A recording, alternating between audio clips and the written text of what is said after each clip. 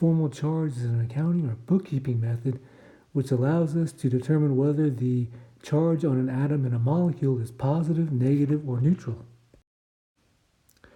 We know how to draw the Lewis structure of a molecule. For the compound CH2O, there's 3 possible and correct Lewis structures. So stop the video and complete the Lewis structure of each molecule. Once you draw those 3 Lewis structures, which structure is the most likely structure for formaldehyde? The structure of a molecule is determined by experiment. However, structural data is sometimes hard to interpret or hard to get. Without doing an experiment, you can use formal charge to predict the most likely structure. These formulas allow us to calculate formal charge, and formal charge on an atom and a molecule is either going to be positive, negative, or 0. So let's do water as an example to calculate formal charge. So here's the water molecule, and let's apply the second formula to calculate the formal charge on hydrogen and on oxygen. So to calculate the formal charge on hydrogen, hydrogen has 1 valence electron. There's 1 bond to hydrogen, 0 lone pairs, so the formal charge equals 0. On oxygen, there's 6 valence electrons. There's 2 bonds to oxygen, 4 electrons and lone pairs, so the formal charge on oxygen is also equal to 0.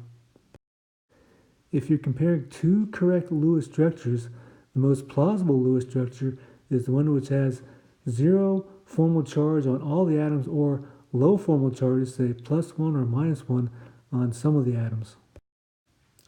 If both structures have the same formal charges, then you can use the second rule. A structure in which carbon, nitrogen, oxygen fits the octet rule is more stable than a structure in which atoms lack an octet. And if that's also true, you can do the third one. A negative formal charge on the more electronegative atom is preferred. So let's return to the 3 possible structures for CH2O.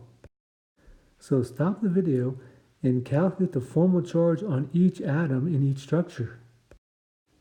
For structure A, here's the formal charge on each atom. For structure B, here's the formal charge on each atom. And for structure C, here's the formal charge on each atom. So based on those formal charges, which structure A, B, or C is the most likely structure? Stop the video and think about that for a minute. So the answer is A. A is the most likely structure because the formal charge on each atom equals 0. We discussed general bonding rules earlier. For example, carbon has 4 bonds and 0 lone pairs, so stop the video and determine the number of lone pairs on nitrogen, oxygen, hydrogen.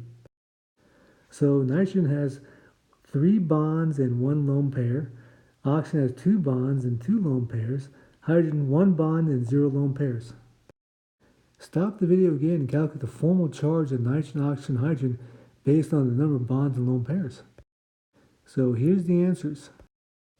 So compare the 3 structures of CH2O again. Note that this structure follows the general bonding rules for CH and O, whereas the other 2 structures do not follow the general bonding rules.